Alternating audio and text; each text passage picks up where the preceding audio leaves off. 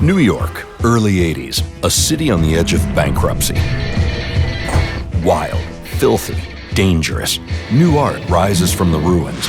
No wave, hip-hop, Neo-Expressionism, post-punk. Between decay and rhythm, new forms emerge. And in the middle of it all, a few Swiss filmmakers with quiet eyes, capturing a moment just before it becomes legend.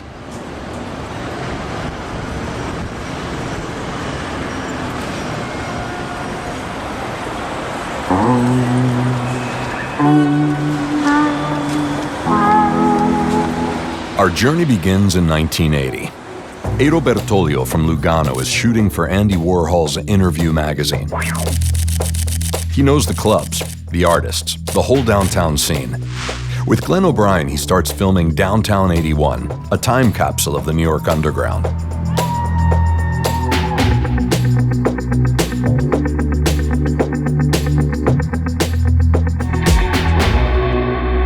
On screen, there are no actors, only the musicians themselves.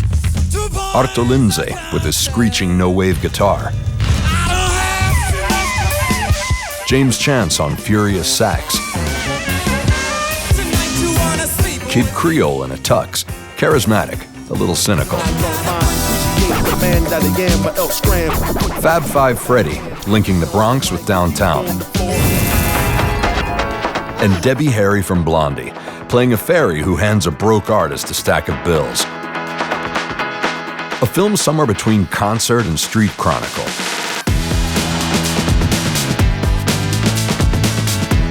At the center, Jean-Michel Basquiat, 19, unsettled. During the shoot, he sleeps in the production office. His first exhibition comes a year later. No one knows yet that the graffiti writer SAMO will become a legend. Then the film vanishes.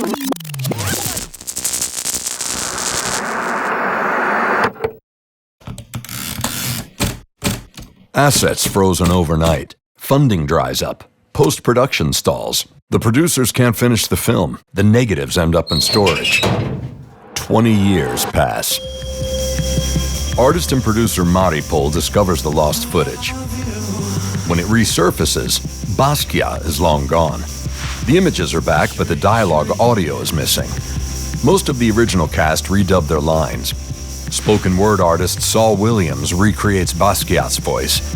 A film shot in 1981. A premiere at Cannes in 2000. Digitally restored for the Solothurn Film Festival.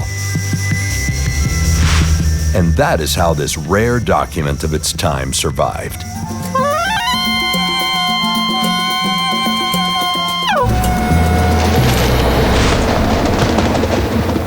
We leave the city behind, heading into the countryside. Feels like you need a ride.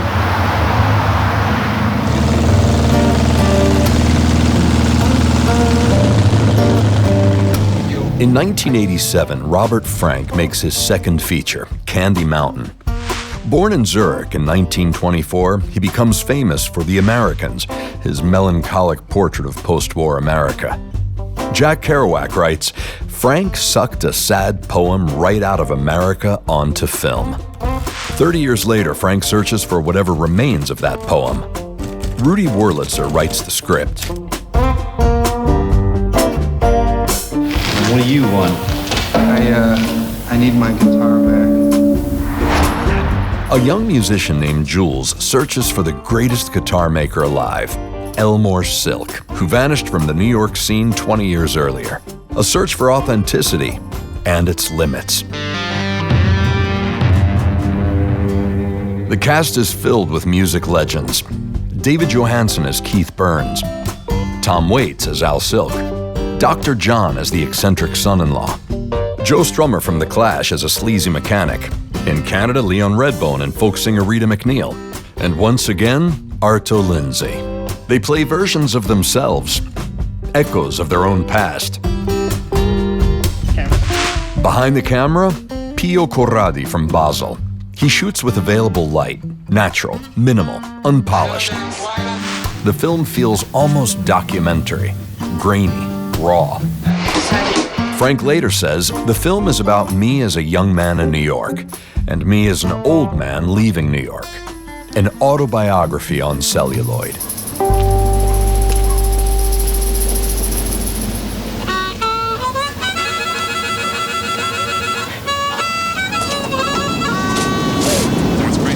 Yeah, there's something funny going on the corner of Lincoln and 46th.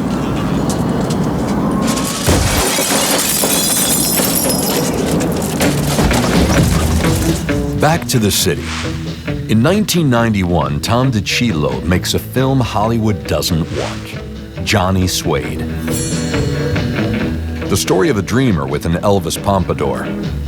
A kid convinced he's the next rock star, even though he can't really sing. I know just what I'll say. Or play. It's a love song, man. That changes when a mysterious albino musician gives him a song, played by Nick Cave himself. I've been a mama's boy since Daddy got the electric chair. Beautiful song, freak. The cast is full of future stars. A young Samuel L. Jackson on upright bass, Catherine Keener in her breakout role, and in the lead, a then unknown actor named Brad Pitt. While they're shooting Johnny Suede, Thelma and Louise hits theaters, turning Pitt into an overnight sensation.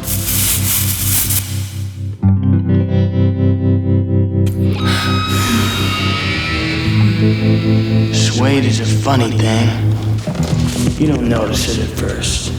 But once you do, you can't take your eyes off of it, and you wonder how in the hell you ever overlooked it in the first place.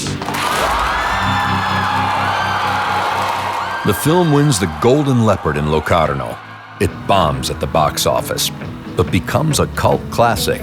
How Pitt got the role is its own story.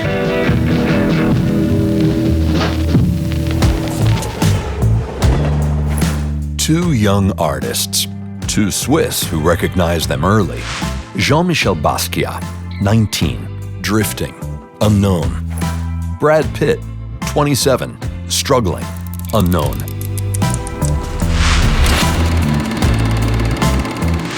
Bruno Bischofberger, the Zurich gallerist, sees Basquiat's talent immediately.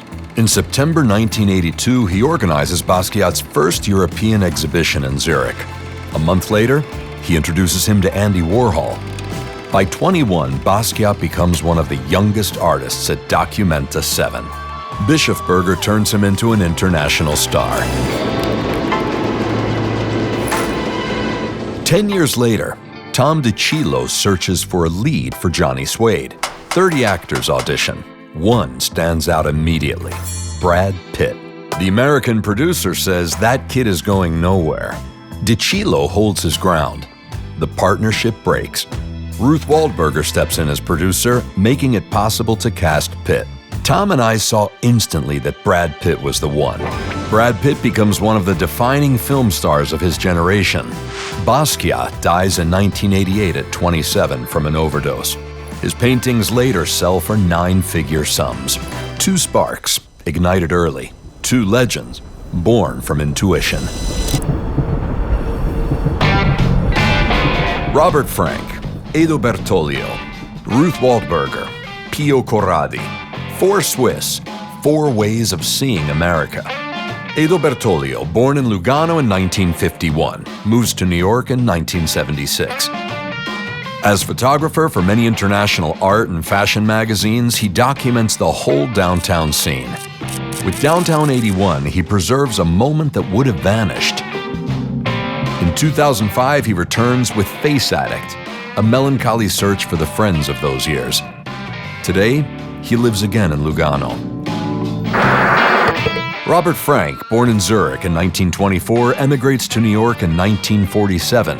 The Americans revolutionize his photography in 1958. When he shoots Candy Mountain in 1987, he carries a lifetime of experience. In 2024, MoMA honors him with a major retrospective for his centenary.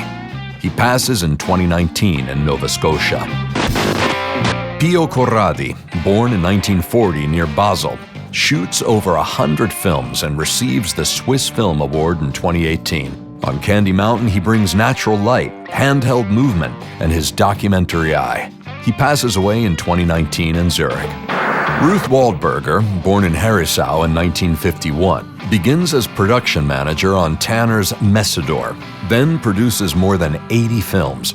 She works with Jean-Luc Godard, Alain Resnais, Gianni Amelio, Silvio Soldini. Candy Mountain becomes her first North American production, a risk that pays off. She receives the Swiss Film Awards honorary prize for her career, shaping the international presence of Swiss cinema.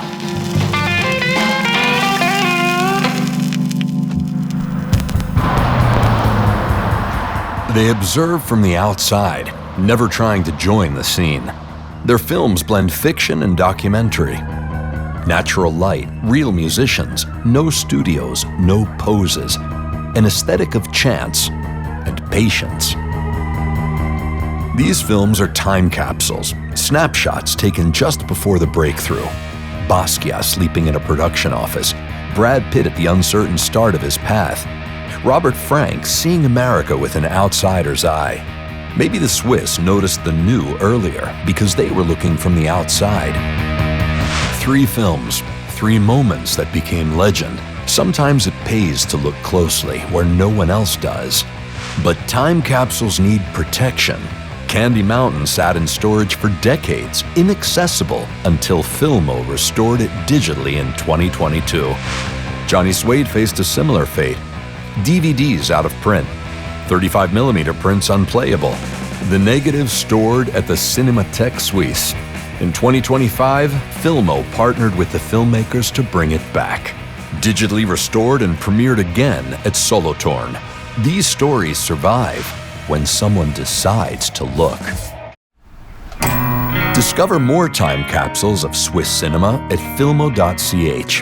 Films before they became legend. Enjoyed this? Subscribe to Filmo for more stories from Swiss cinema. Rediscover Swiss film at filmo.ch.